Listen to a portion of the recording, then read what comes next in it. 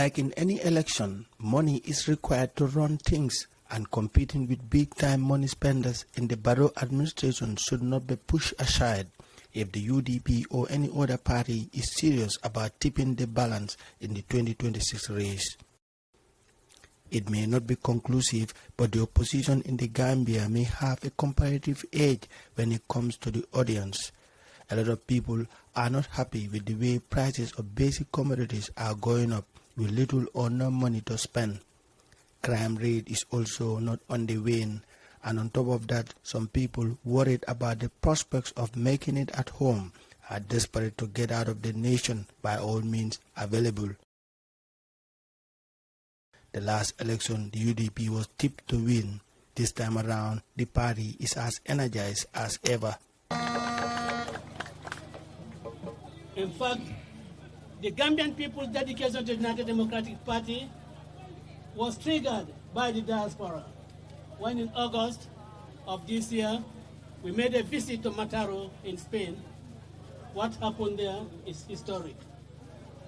The whole of Europe gathered in Mataro and did for the United Democratic Party what we expected of them.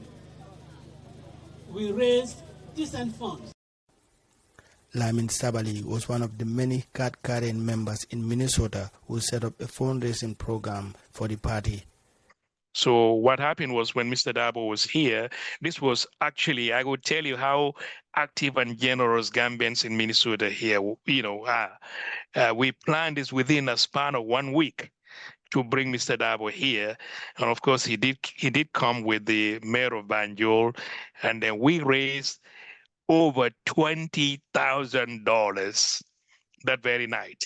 And that was quite extraordinary. Minnesotans are very generous, and I want to take this opportunity to renew my thanks and appreciation on behalf of the chapter executive here. There is no doubt that the UDP have all what it takes to sweep the polls in the 2026 race. But then the talk of KMC Mayor Talib Bensouda or other leaders as potential candidates to replace the aging party leader and Secretary General Ousainou Darboe is gaining traction. This could hurt the party's chances if the party end up divided. People have to understand that, there is a complete difference between the leader of the UDP and the flag bearer. Right now, we don't have a flag bearer. 2021 was the presidential election, and the flag bearer at that time was Lawyer Darboe, but he remains as the party leader and secretary general because he was selected at the Congress by members of by the delegates. So 2026 is going to be the presidential election, and if the time comes for the party to select a flag bearer, nomination announcement would be actually distributed to newspapers, and there'll be a window where people can actually apply. And when the Congress met, it is when, people go through the democratic process.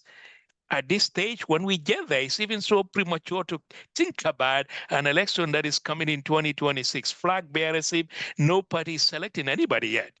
No, there is no, yes, there is expression of different opinions within the party, within the UDP. And as a Democratic Party, you expect that to happen. But even the likely contenders people are talking about, no one of them.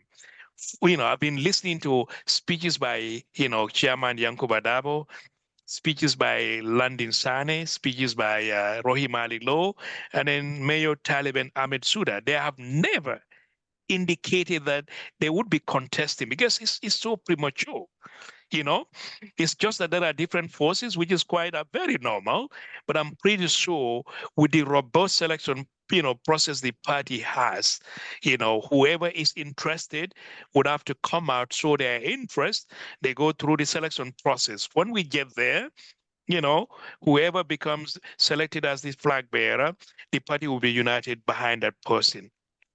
I engaged Dabo in a private conversation here.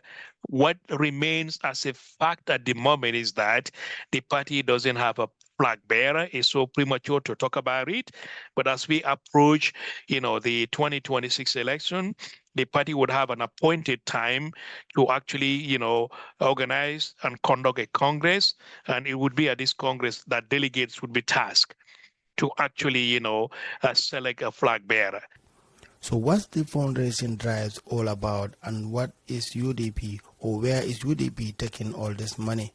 Just to answer your question in a very, quickly, yes, fundraising before 2026 is going to be intensified.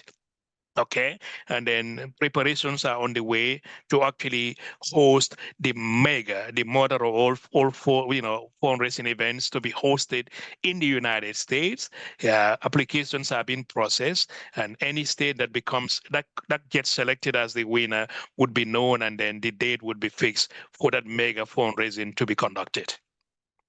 And of course, the intention of the main objective of this tour is to actually raise funds for the party, because we know being in opposition is very expensive, and the UDP doesn't have any extraordinary source of income other than relying on members' contribution and generosity of the sympathizers. So the diaspora becomes a very, very solid part of the financial machine of the UDP. Well, this is all what we have for you in this edition of our program. Thanks for watching. Join us next weekend for another different episode. Until then, I am Ibrahim Balde.